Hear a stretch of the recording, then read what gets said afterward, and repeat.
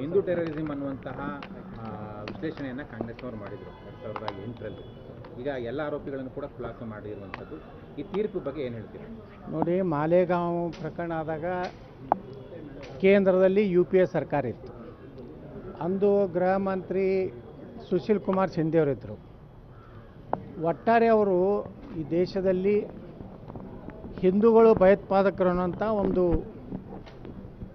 ಭಾವನೆಯನ್ನು ಜನರಲ್ಲಿ ತರಬೇಕು ಅನ್ನೋಂಥ ಉದ್ದೇಶದಿಂದ ಅಂದಿನ ಮನಮೋಹನ್ ಸಿಂಗ್ರ ಸರ್ಕಾರ ಈ ಒಂದು ಪ್ರಕರಣವನ್ನು ಹಿಂದೂ ಟೆರರಿಸಮ್ ಅನ್ನುವಂಥ ಒಂದು ವ್ಯಾಖ್ಯಾನವನ್ನು ಮಾಡುವಂಥ ಪ್ರಯತ್ನ ಮಾಡಿದ್ರು.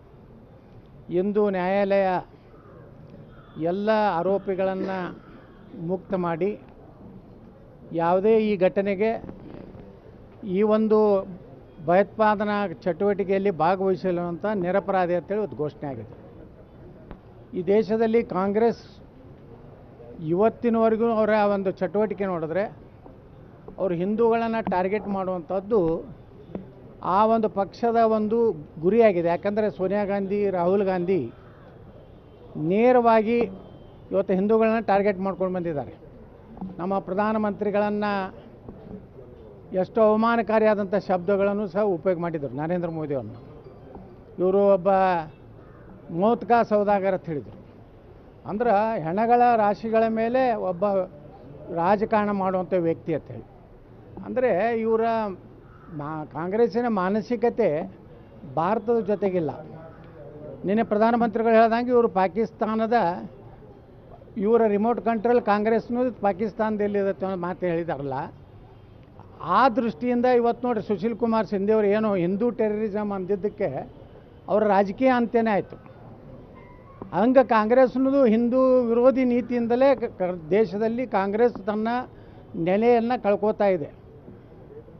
ಇವತ್ತು ಏನು ತೀರ್ಪು ಬಂದಿದೆ, ಕಾಂಗ್ರೆಸ್ಸಿನ ಒಂದು ಏನು ಅವರ ಏನದು ಸ್ಪೋಕ್ಸ್ ಪರ್ಸನ್ ಅದಾರಲ್ಲ, ಅವರು ಈ ದೇಶದ ಜನರ ಮುಂದೆ ಹೇಳಬೇಕು. ಅಂದರೆ ಹಿಂದೂಗಳು ಎಂದೂ ಭಯೋತ್ಪಾದಕನ ಒಪ್ಪಿದಂಥರಲ್ಲ, ಅಂಥ ಕೆಲಸ ಹಿಂದೂಗಳು ಎಂದೂ ಮಾಡಿಲ್ಲ. ಆದರೆ ಜಗತ್ತಿನಾಗ ಲಾಲ್ ಕೃಷ್ಣ ಅದ್ವಾನಿ ಅವರೊಂದು ಮಾತು ಹೇಳಿದರು, ಎಲ್ಲ ಮುಸ್ಲಿಮರು ಭಯೋತ್ಪಾದಕರಲ್ಲ, ಆದರೆ ಎಲ್ಲ ಭಯೋತ್ಪಾದಕರು ಮುಸಲ್ಮಾನರಂತ ಹೇಳಿ. ಇವತ್ತಿದು ಸತ್ಯ ಆಗ್ತಾಯಿದೆ. ಇವತ್ತು ನ್ಯಾಯಾಲಯ ನಮ್ಮ ಏನು ಅವತ್ತಿನ ನಮ್ಮ ಅನೇಕ ಒಬ್ಬರ ಮಾಜಿ ಸೈನಿಕ ಅಧಿಕಾರಿಗಳ ಮೇಲೂ ಸಹ ಈ ಒಂದು ಪ್ರಕರಣದಲ್ಲಿ ಅವ್ರನ್ನೂ ಸಹ ಅಪರಾಧಿ ಮಾಡಿದರು.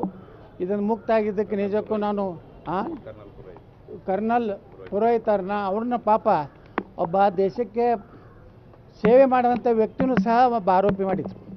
ಅದನ್ನೆಲ್ಲ ಮುಕ್ತ ಆಗಿದ್ದಕ್ಕೆ ನಿಜವಾಗಿಯೂ ಭಾರತದಲ್ಲಿ ಹಿಂದೂಗಳು ಭಯೋತ್ಪಾದಕರಲ್ಲ, ಹಿಂದೂಗಳು ಎಂದೂ ಭಯೋತ್ಪಾದನೆಯನ್ನು ಧರ್ಮಾಂಧತೆಯನ್ನು ಹೊಂದಿಲ್ಲ ಅನ್ನುವಂಥ ತೀರ್ಪು ಬಂದಿದೆ ಅಂತೇಳಿ ಈ ತೀರ್ಪನ್ನು ನಾನು ಸ್ವಾಗತ ಬಯಸ್ತೇನೆ.